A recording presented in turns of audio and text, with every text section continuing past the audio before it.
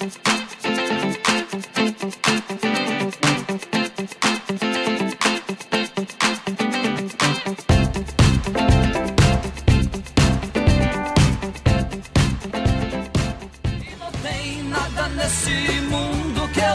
boa tarde, queridos ouvintes da Rádio Mundial. Eu sou Alan Fernandes, estamos aqui mais uma vez em busca de conhecimento. Dessa vez eu vou fazer um brainstorm, eu vou fazer uma reunião aqui. Tenho dois convidados maravilhosos, Cássio e Eduardo, onde nós conversamos no programa anterior sobre algumas culpas, né? A jaula que as pessoas se propõem a entrar e não sair mais, a jaula do negativo, da culpa, da ansiedade, da angústia, enfim, da raiva, onde até mesmo são influenciadas diretamente ou inconscientemente pelos seus mentores ou terapeutas. E também trouxe aqui Larissa Batista, uma colega de trabalho, amiga, e nas horas vagas ela é minha esposa. Nas horas vagas.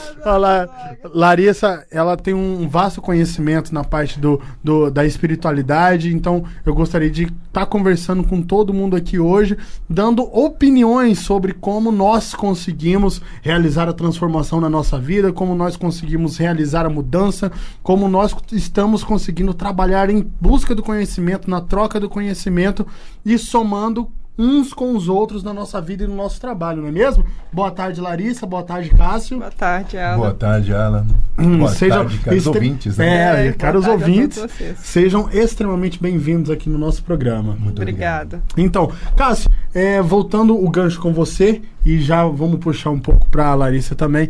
No nosso último programa, nós fechamos o tema conversando sobre a jaula, né? Que as pessoas, elas se permitem a ficar no aprisionamento da culpa, da raiva, enfim. Hoje, no seu trabalho, nos seus atendimentos, quais são as ferramentas, como que você consegue identificar quando uma pessoa está, digamos que cega, não consegue ver que o motivo real pela qual ele está alimentando naquela frequência negativa? É interessante, eu faço algumas perguntas, apesar de que a leitura do campo biomagnético, né, já mostra muitas questões, né? Mas assim, eu sempre me preocupo em fazer com que a pessoa veja exatamente o que está incomodando, fazendo perguntas diretas. Um exemplo assim muito interessante é quando a pessoa não consegue construir o teu lado emocional, ela não consegue construir algum aspecto da sua saúde, quer seja da saúde financeira, ou da saúde emocional, ou da saúde física. Sim, física. E às vezes ela não tem noção disso. Ela consegue construir o financeiro, consegue construir a parte física e às vezes o emocional ela não se permite. Então, quando eu peço para ela fazer algumas programações, eu faço algumas perguntas chaves dentro dessa questão que eu já identifiquei ali naquela leitura anterior, né? Eu noto que ela tem dificuldade em responder. E aí então, como que num espelhamento, eu mostro para ela a situação. Olha como que você se comporta quando eu faço esse tipo de pergunta. Eu repito. Mostro para ela. Ela faz uma... Nossa, mas é verdade. Percebe que travou o laríngeo? Você viu como que você tossiu? Você viu como que você construiu? Você construiu uma coisa, construiu outra e essa não. Veja como que você põe empenho na tua vida profissional e na tua vida da saúde física, mas quando é para cuidar do teu emocional, você não dá a mesma atenção. Você não fala com entusiasmo, como você falou nos outros aspectos. E aí a pessoa começa, de fato, vamos procurar onde foi? Onde você começou a deixar de lado a sua saúde emocional? Então, qual o momento? Aí começa o renascimento. Aí começa a verdade, aconteceu um problema em algum momento, que pode ser relacionado aos pais, ao namorado, namorada, enfim, N questões. Diferente da medicina convencional, né? Que essa pessoa fala assim, eu tô com um problema de úlcera. Então, omeprazol pra vocês. Se vierem 20 pessoas... 20 omeprazol. Omeprazol pra todo mundo. Omeprazol salva. Isso. É quase igual Jesus Cristo, o omeprazol. Né? É quase. Não, eu fico impressionado hoje em dia. Tudo é virose. Você chega... Sei lá, Larissa, você já vê... Você acabou de chegar da Europa, mas você já vê em algum hospital público, ou enfim, o hospital mais movimentado aqui no Brasil? Então, a coisa da virose é engraçada. Toda criança, ela sempre tem virose e toda pessoa mais velha tá com hipertensa. Tá hipertensa. Ou tem problema de estresse, né? Não, é estresse agudo. Exato. Né? O negócio, então, são 6 comprimidinhos, né? Um é relaxante muscular, outro é relaxante da canela, outro é relaxante da língua, outro é relaxante, outro não sei o quê. E aí você toma um remédio pro estômago, outro pro fígado, porque fudeu o estômago, outro pro estômago de novo, né? E por aí Exatamente. vai, E como a pessoa começa a reconstruir esse processo, que é aquilo que já foi passado aqui no programa, na Linhas da Vida, né? Isso. Então, com a Annelise, Annelise, né? exatamente. Então, assim, dentro daquela programação, eu ajudo, como um coaching, né? Vamos dizer assim, ajudando com que a pessoa consiga programar aquela parte. Então, assim, ela consegue, de fato, o sucesso que ela está esperando. Né? Então, é coisa muito rápida. Logo, a pessoa percebe onde está o erro e ela já se compromete a começar. Às vezes, num primeiro atendimento, a pessoa tem uma certa dificuldade. Então, eu já me proponho atendê-la mais uma vez para reforçar aqueles aspectos. Perfeito. Vamos reforçar esses aspectos, porque a gente tem uma tendência a perder no caminho exatamente o propósito. Essa força A gente perde, a gente faz um propósito agora, não, eu vou conseguir, como levantar pela manhã e falar assim, ao final do dia eu quero realmente R$500. Vou crescer hoje financeiramente. Tem que ser coerente, trabalho. Né, também. Não adianta falar eu quero 5 milhões. Exato. Porque existe aí a capacidade, né? Eu não preparei o Banco Universal para me depositar 50 milhões em um dia. Exato. Agora, se ela vê que é coerente, terminar o dia com R$500, ela vai precisar se esforçar. Então, é o pensamento, o desejo e a vontade. É o PDV, né? Isso. Então, ela não pode ser incoerente. Vamos supor, pensar uma coisa, desejar outra coisa e na hora da execução, é o dínamo, é ela faz completamente outra. diferente. Então, dentro do atendimento, eu explico exatamente como que a pessoa realmente vai administrar a sua vida dentro do pensamento, desejo e vontade. Para que ela persevere nisso, em todos os aspectos, da saúde financeira, da saúde emocional e da saúde física. Assim, nós conseguimos sucesso. Identificar e conseguir reprogramar. Larissa, me conta um pouco da sua vida. Você acabou de chegar da Europa, você trabalhava com o que na Europa? Qual era o seu objetivo? Eu já sei que você tem uma gama de expedições aí nas suas costas, né? Então fala um pouquinho da sua vida, como que foi lá, qual é a percepção que você tem do continente velho e por que você voltou pro Brasil? Eu sei que foi pra me achar, mas enfim. É muito metido mesmo, mano. Então, eu sou produtora e daí no Brasil eu trabalhei muito tempo em produção de moda. Daí a vida me levou para a Europa, onde eu trabalhei com televisão, mas sempre no raio pensando nessa coisa de como a gente pensa em imagem, entende? Sim. A imagem do ser humano. Do ser humano. E sempre me interessou muito entender por que um é considerado bonito e o outro é feio, ou porque em tribos lá na África, por exemplo, que eu gravei muitas vezes, mulheres eram vestidas extremamente luxuosas, mas quando eu falo luxuosa, eu quero dizer assim, com o que ela tinha em elegantes, mão, né? Elas conseguiam ficar tão lindas sem ter nada muito requintado ou caro, faziam tudo. Como é que a imagem trabalhava essas pessoas e essas mulheres enquanto eu estava gravando, fazendo expedições pela Ásia, África, América do Sul? O que você gravava, Larissa? Documentários, na maioria das vezes, reality shows algumas vezes, a gente fez também de aventura, que hoje é tipo Discovery, fazíamos muito. Aqueles survivors, né? Tipo isso também. Mas teve muita coisa boa, tipo documentário que a gente veio pro Brasil e entrou a fundo na Amazônia, e para entender melhor assim como é que funciona as pessoas, os locais realmente, e rodamos o Brasil muito fazendo sobre isso. No seu trabalho, assim como no nosso, eu vejo que você sempre se relacionou muito com o ser humano. Muito, né? Adoro. Eu amo pessoas. Você não vem com esse papo pra cima de mim, pelo amor de Deus. Você não vai aceitar isso, né? Tem que share. E dentro da sua percepção, existe uma diferença de depressão coletiva? Você identificou na Europa alguma coisa muito forte, emocional, que a sociedade incute na cabeça das pessoas, diferente daqui do Brasil? Ou o que você conseguiu perceber assim que as pessoas elas estão apegadas?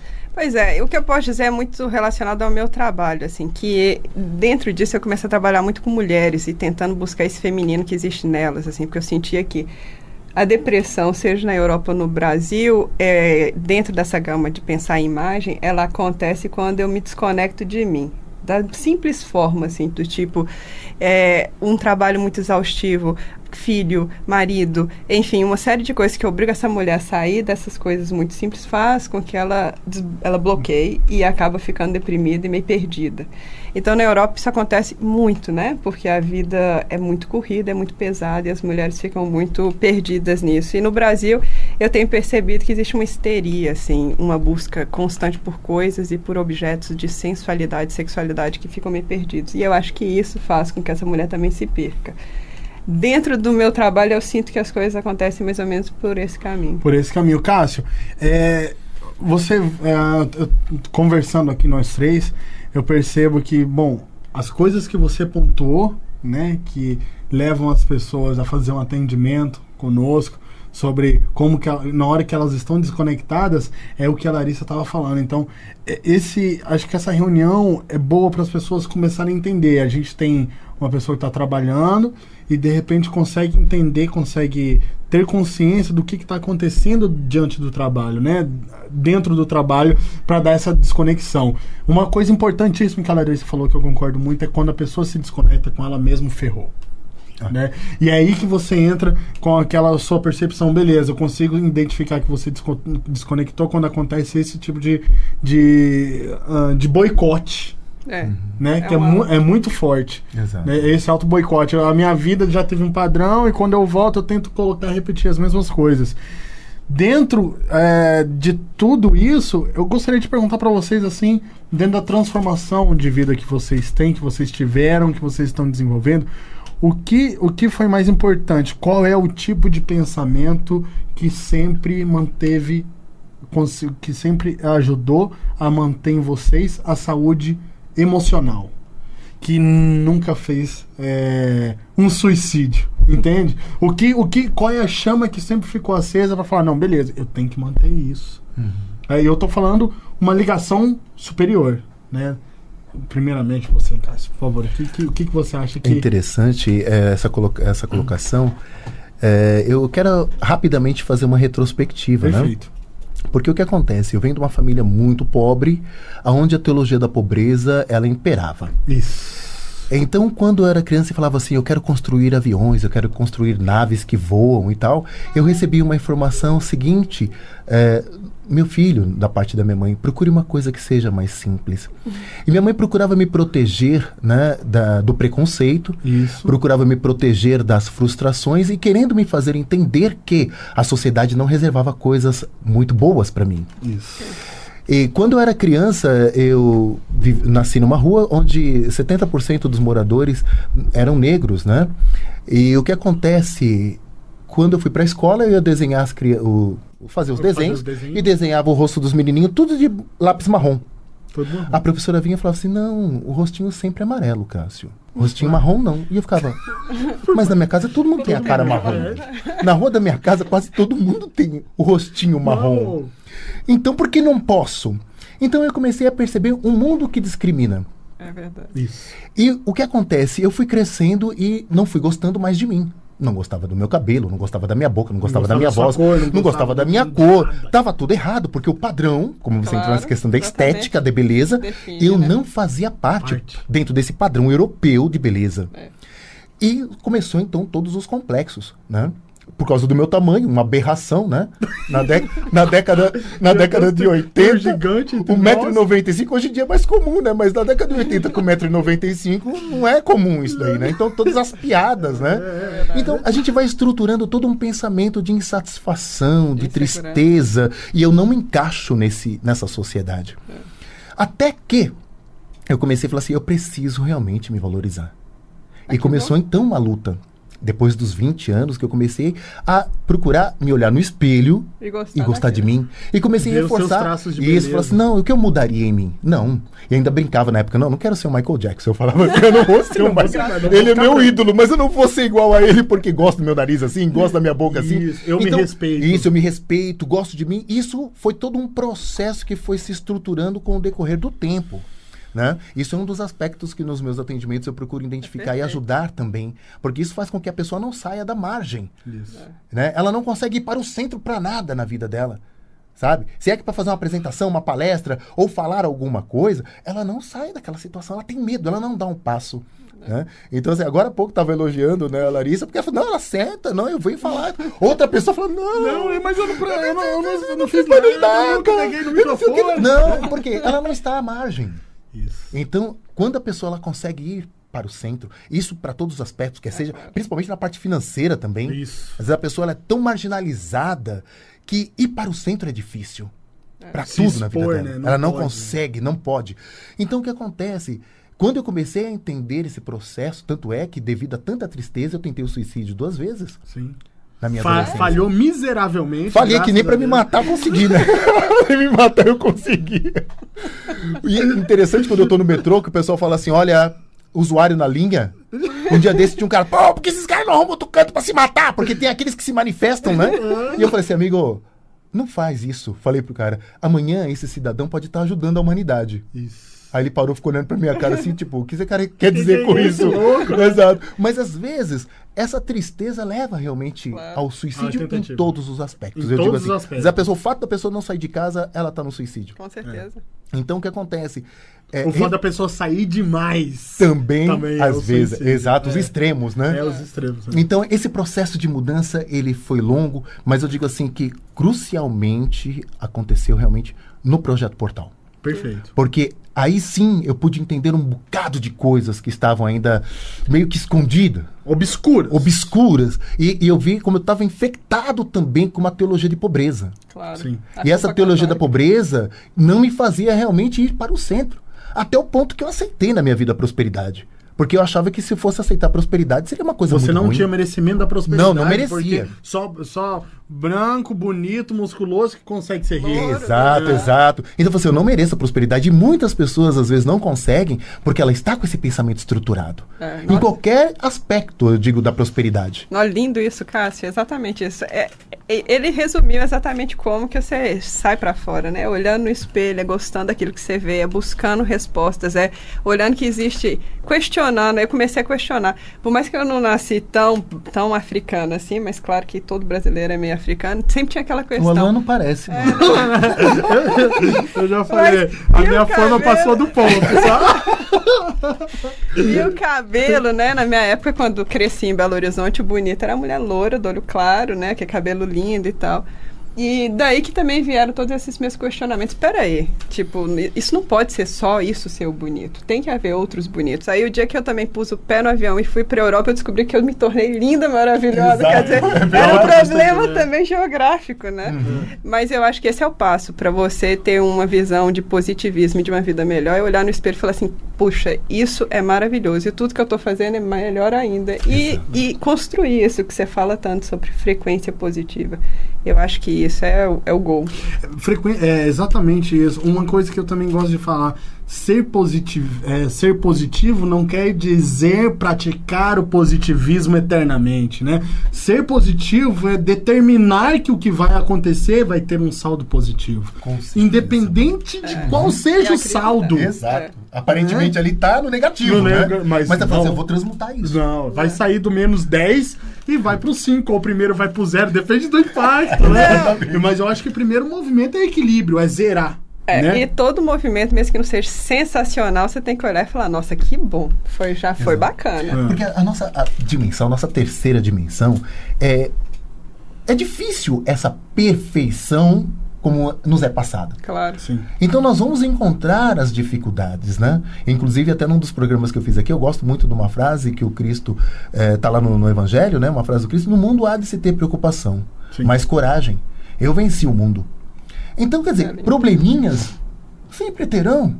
Agora a gente vai olhar para aquele probleminha e vai fazer do probleminha um problemão? Um problemão? Vou sentar e vou chorar? Não, peraí, vou transmutar e agora o saldo vai ser positivo. Pois é, tem um grande amigo nosso também, cantor, compositor, um mestre. O nosso famoso Raul Seixas, tem uma parte da música dele que ele sempre fala sobre a coragem.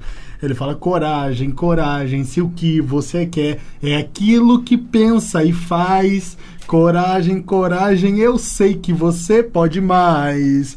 Então, assim, o cara já estava trabalhando uma psicologia que, na época dele, era completamente retraída.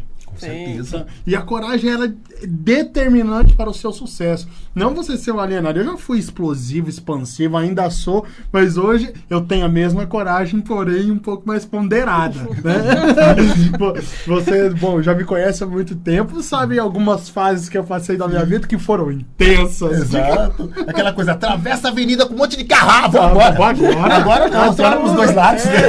Mas você tem coragem pra atravessar? Tenho. Mas deixa eu olhar pros dois lados. Exatamente, é isso mesmo. Eu vou ver qual é a distância entre um carro e outro. Exato. Hoje. Antes eu simplesmente atravessava o negócio. Né? Eu achei isso impressionante, assim. A minha transformação, na minha percepção, né, como cidadão, indivíduo, ser humano, ela foi bem impactante.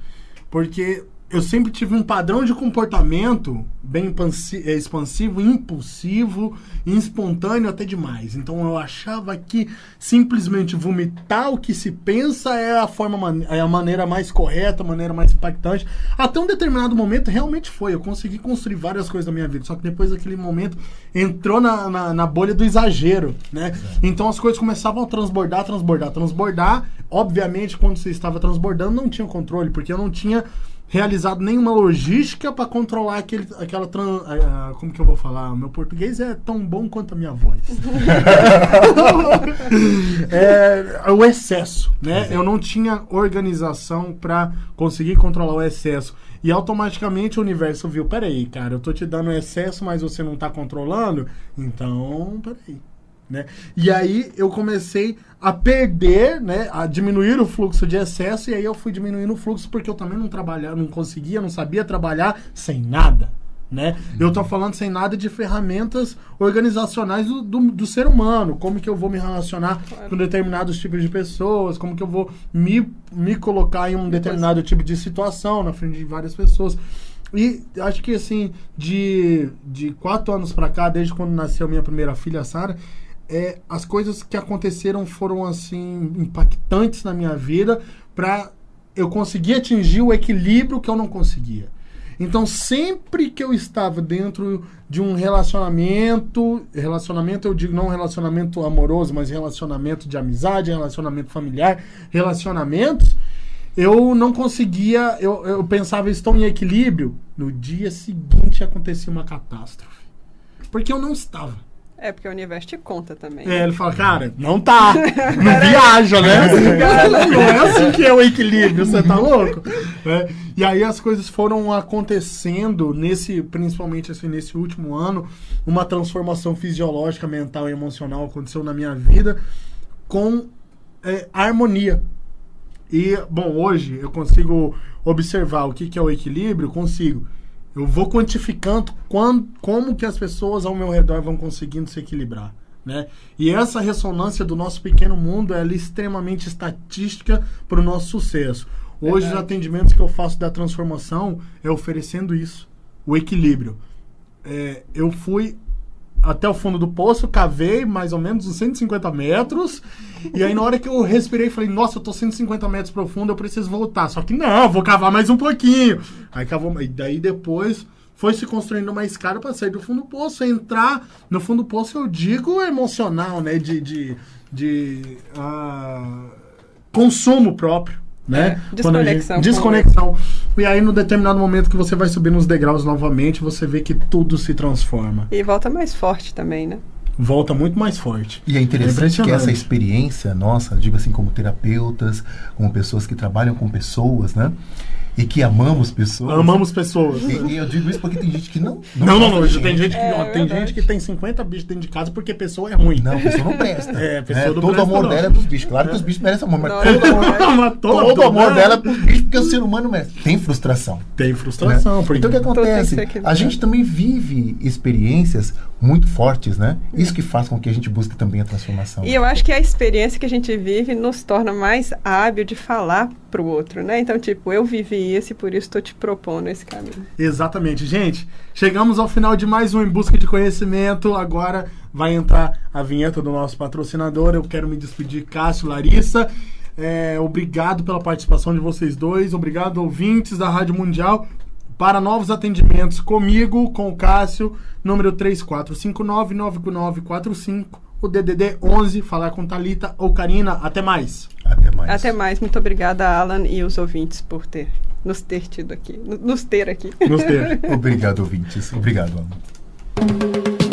Chegou o mais avançado polimineral e multivitamínico com múltiplas funções inovadoras. Desenvolvido com a mais alta tecnologia, atua diretamente nas células, promovendo o equilíbrio do biorritmo, aumenta a imunidade e ajuda no prolongamento da vida. Seus efeitos rejuvenescedores auxiliam no bloqueio da ação dos radicais livres, evitando o envelhecimento precoce. Multiox, o polimineral e multivitamínico do futuro. Adquira o seu pelo telefone 0 operadora 11 3675 0777 3675-0777 ou pelo site www.douradoalimentos.com.br. Eu nasci há 10.000 anos atrás.